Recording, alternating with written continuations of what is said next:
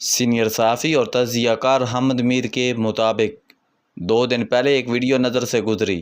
یہ گزشتہ الیکشن سے کچھ دن قبل ریکارڈ کی گئی، جس میں ایک صاحب قرآن مجید پر ہاتھ رکھ کر حلفیہ بیان دے رہے تھے کہ وہ الیکشن میں کامیاب ہو گئے تو اپنی پارٹی اور اس کے ووٹروں کے وفادار رہیں گے۔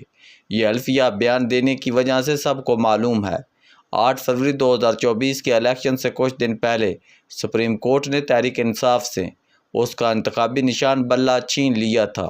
اس فیصلے کے بعد الیکشن کمیشن نے تحریک انصاف کے امیدواروں کو بلے کا نشان دینے سے انکار کر دیا۔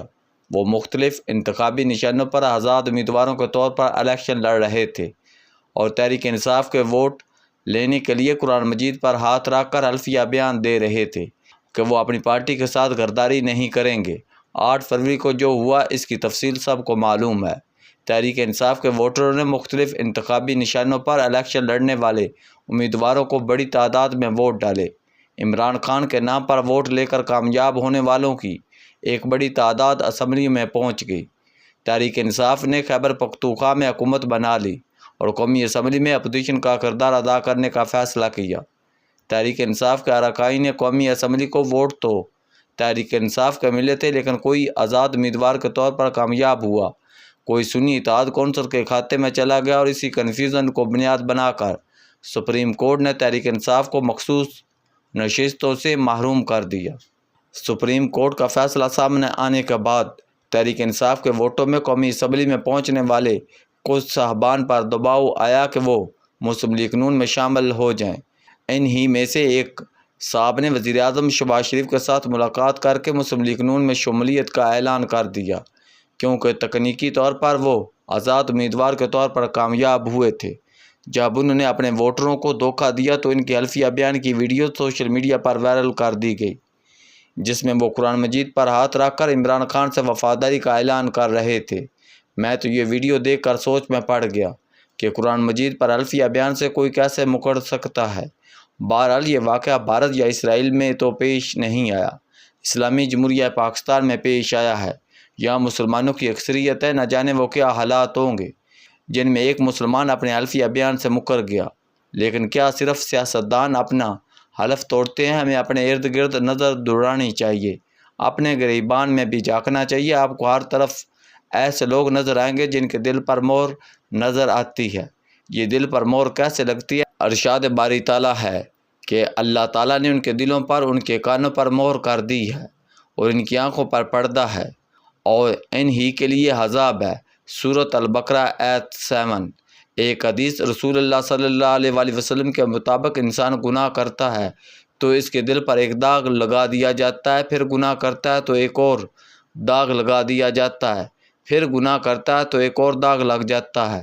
اسی طرح داغ لگتے رہتے ہیں تو ایک وقت ایسا آتا ہے کہ دل بالکل سیاہ ہو جاتا ہے اور اللہ تعالیٰ اس پر مہر جباریت لگا دیتا ہے۔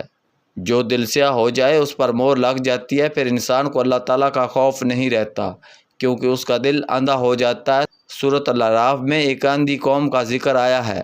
یہ قوم نابینا تھی، یہ دراصل ایک گمراہ قوم تھی۔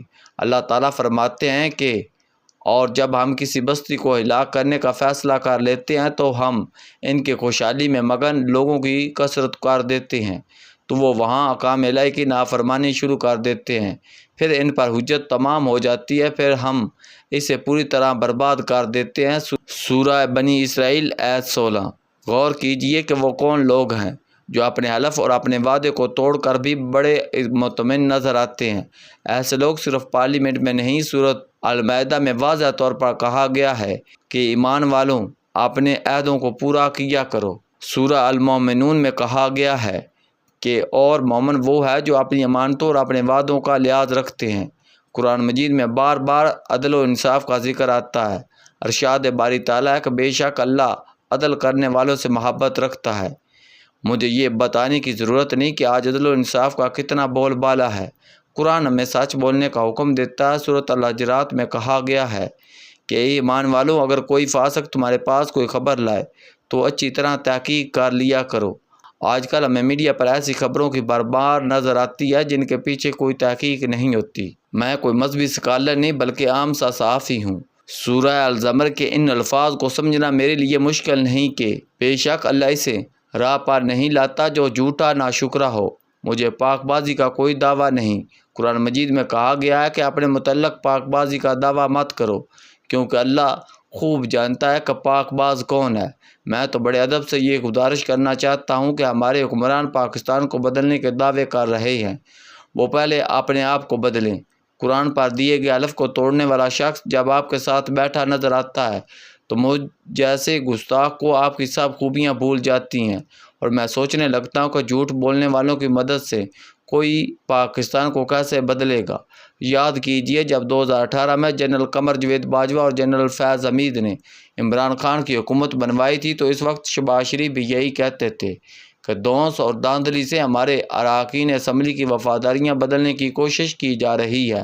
جو کام 2018 میں غلط تھا وہ 2025 میں بھی غلط ہے۔ چند ماہ یا چند سال کے اقتدار کو قائم رکھنے کے لیے اللہ تعالیٰ کی نافرمانی کرنا اپنے آپ کے ساتھ ظلم ہے۔ بلا شبہ اللہ کسی قوم کی حالت نہیں بدلتا جب تک وہ خود اپنی حالت کو نہ بدلے۔ اگر ہم قوم کی حالت بدلنا چاہتے ہیں تو پہلے اپنے آپ کو بدلنا ہوگا۔ دنیاوی طاقتوں پر نہیں، اللہ پر بھروسہ رکھنا ہوگا۔ ہر جاندار کو موت کا ذائقہ چکھنا ہے۔ زمین پر جو بھی ہے فنا ہونے والا ہے، صرف اللہ تعالیٰ کی ذات باقی رہے گی۔ اللہ کی نافرمانی کرنے والے سیاہ دل لوگ کسی قوم کی حالت نہیں بدل سکتے۔